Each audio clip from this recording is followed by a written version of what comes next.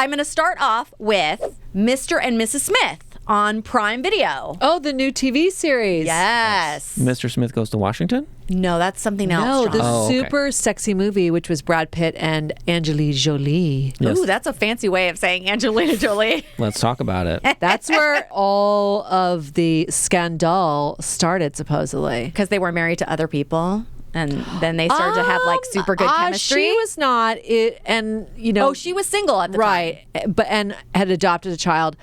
I mean, we're getting so sidetracked. Sorry, but I mean, this was like very much national news. It was Jennifer Aniston and Brad Pitt, who supposedly at that point were already potentially sort of heading towards separation, if not divorce. I mean, how are you so in the know about this? All right. I mean, everybody was at the time. It was the hot topic. Brangelina was like the, you know, and people still, I just saw some post about, it was a throwback on Ellen's Instagram, and it was her interview with Angelina Jolie, and she was talking about adopting her first son.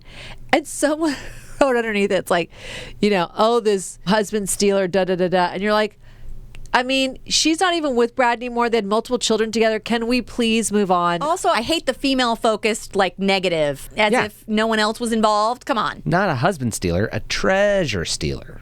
A treasure stealer. What? Oh, because the Tomb Raider? Oh, my gosh. Thank you. God, the leap. Oh, yeah. At least I figured it out, Ed. I was like, what are we? How did we? Okay, so this is now a TV series based on the movie. Correct. Well, wait a minute. Oh. So this is what I found out. All right, so you're right.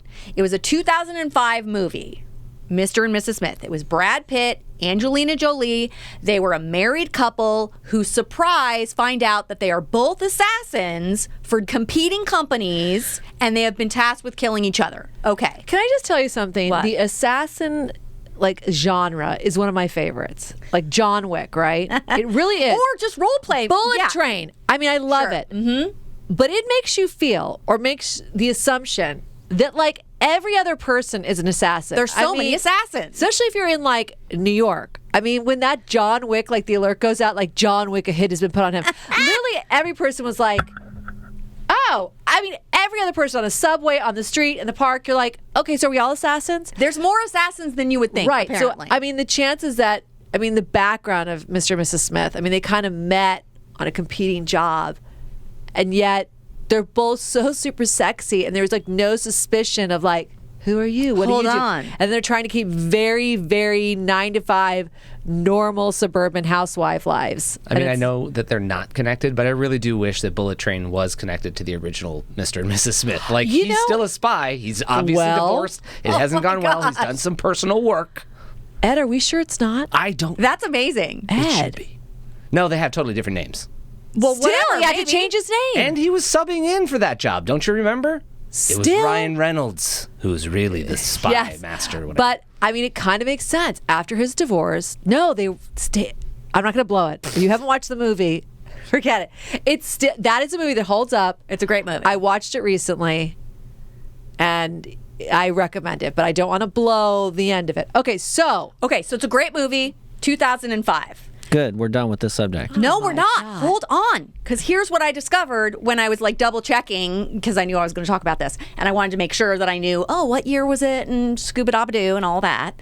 And also in this new series, it's a slightly different premise. Because I was like, am I wrong that they didn't work for the same agency? For sure they didn't. And also, they didn't know that the other one was a spy in the movie. right. So in this TV show, the setup is a little bit different.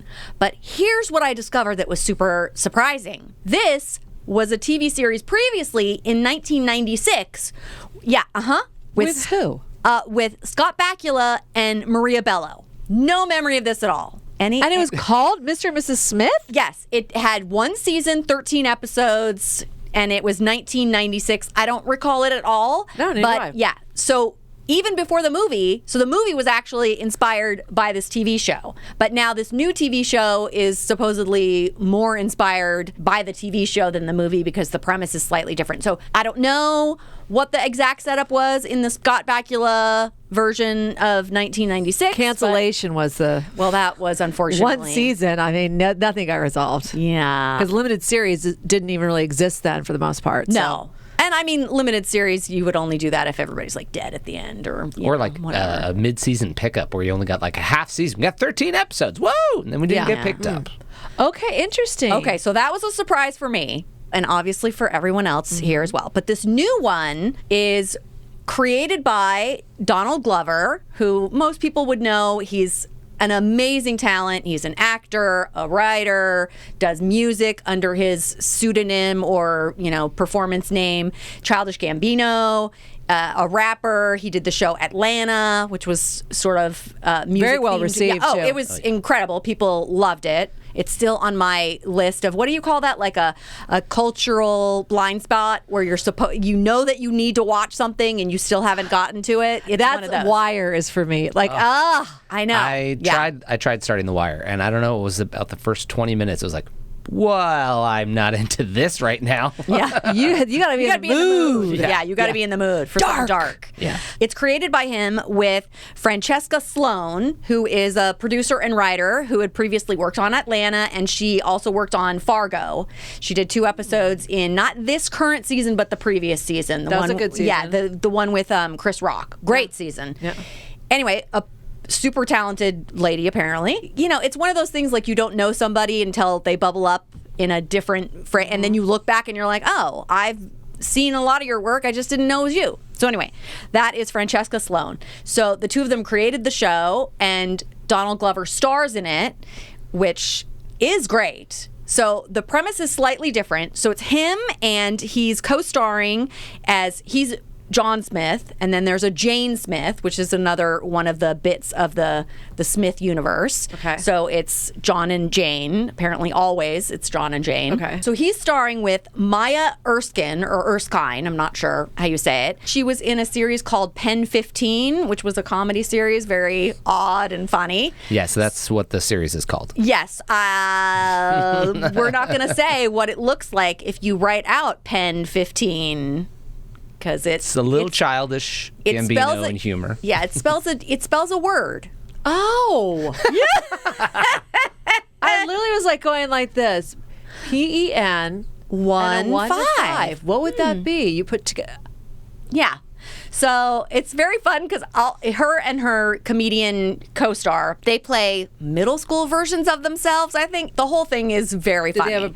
Do they have braces? Yeah, like retainers and braces, which is a great move. Adult braces. It's very funny. Okay, so they play the John and Jane Smith, and in this version, they have both gone through like an interview process and accepted jobs for this clandestine agency, and then are matched together and married, and then have to do jobs together. Oh God, it's kind of like The Americans. It's so much like The Americans, only a little bit more of like they're not making a comedy per se, but it's much more comical, where The Americans was like rough, heavy. Ooh, yeah. I mean, it was a fantastic show. I'm assuming there's not a teenage daughter. No. The Americans.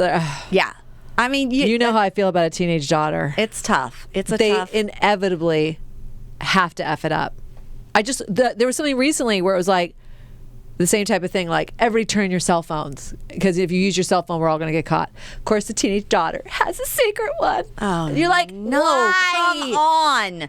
So good. All right, so no children. No children. They are. I love children, but they are playing their age and have just met and are, recently. I don't know if it's fake married or really married or whatever. That is one of the storylines that we have to play out in the series, because they're supposedly, not really married, but then they're together all the time. So how's that gonna work? Did you say a platform it's streaming on, or?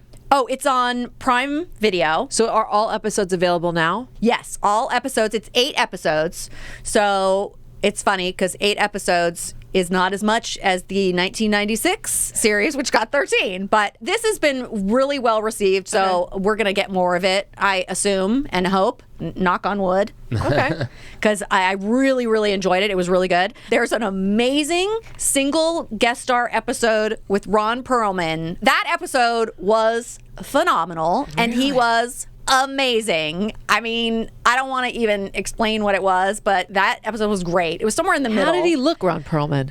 Very Ron Perlman-ish. He's on social media, particularly during the strike. He was putting stuff up. It's great to see him. Got a fantastic voice. He's great. Okay, great. And this episode was really good. They have to go and rescue him and then transport him to, a rendezvous point, and it's just a fiasco. And it's fantastic. Did he have to wear any prosthetics on his face? No, it was just regular Ron Perlman. Because those of you who don't know, Ron Perlman was in the TV series Beauty and the Beast. He was Beast, like a big, makeup job. And then movie-wise, he also had to do heavy prosthetics for... Oh, what was that? It was he's like a demon, the red... Hellboy, there we go. Which he did at least 2 of them.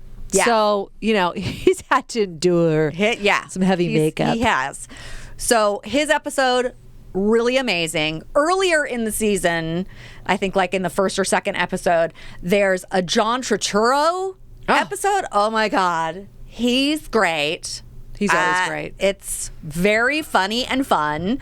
Because that's what it is. They're not doing comedy, but things don't go perfectly, and then it ends up being kind of funny. And they're playing it completely straight, the 2 main actors, and that always works super well, I think. And then we also get a couple other guest stars. We get Alexander Skarsgård right in the beginning for a little He's bit. doing a lot more TV and little cameos. This is a little bit more than a cameo, but not a full episode guest star. He's just kind of in an opening sequence. Okay. And he's great in that. We also get Michaela Cole, who I don't know if people know her very well, but she did Chewing Gum, and she also did I Will Destroy You, I think it was called. She's phenomenal. She's a writer and an actress. You'd probably recognize her if you saw her. Okay. But she has a good little guest star thing in this. And last is Billy Campbell, so he shows up as well. So anyway, they did a great job with support cast. The premise is kind of slightly different than the movie, and in a way better for making a TV series because they already are paired as spy teams. The last thing I want to bring up is we've talked about how they are John and Jane Smith. Well, they're not the only John and Jane Smith, which is fantastic. You realize this is something that is happening other places, and there's other Johns and other Jane Smith teams. Oh, okay. And one of them involves Parker Posey, who I freaking love. So to see her pop up, and her John is Wagner Moura, and he's great. I've seen him in a couple of things, and they're a great John and Jane team, and that's a great storyline. So they have at least 2 episodes. Spin-off. Yeah, they're very fun. So I would say extremely enjoyable, and get on it right now. Okay. Okay.